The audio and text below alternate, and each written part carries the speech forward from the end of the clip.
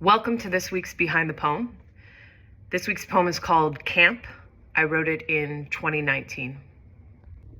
Camp. I tell the counselor at a Jewish summer camp in Ohio that he has my word. I will write a poem about Israel. Or rather, I will write a poem about why I can't write poems about Israel. Once, while performing at a Jewish day school in South Africa, a student asks me, after I tell the story of making fun of another girl in my cabin during rest hour at summer camp in Maine, if I've ever reached out to her to apologize. No, I say. But he has my word. That was 3 years ago. I still haven't reached out.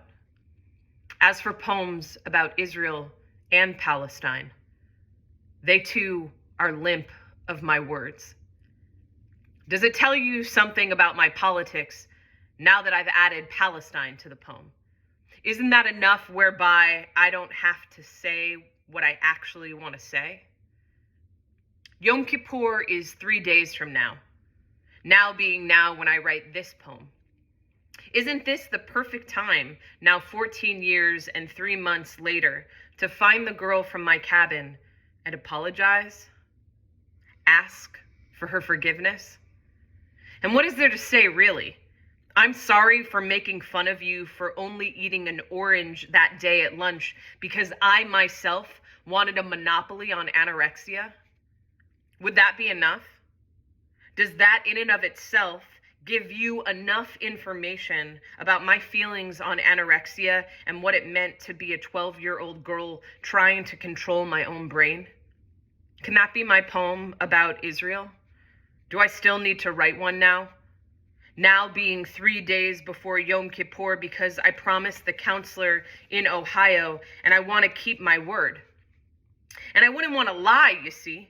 I wouldn't want to lie to both the middle schooler in Johannesburg and the counselor in Ohio. I mean, I pride myself on being true to my words.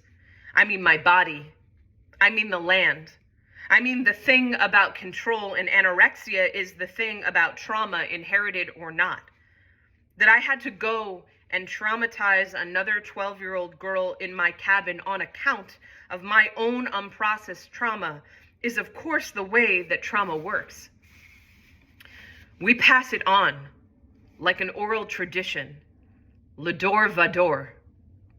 That's why every year on Yom Kippur, I go to shul. I stand there, reciting poems. I mean prayers.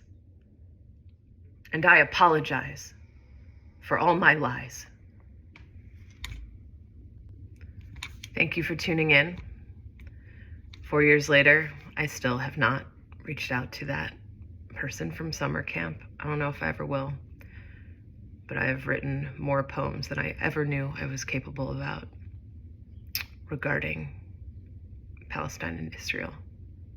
So there's that. Take care. Shabbat Shalom.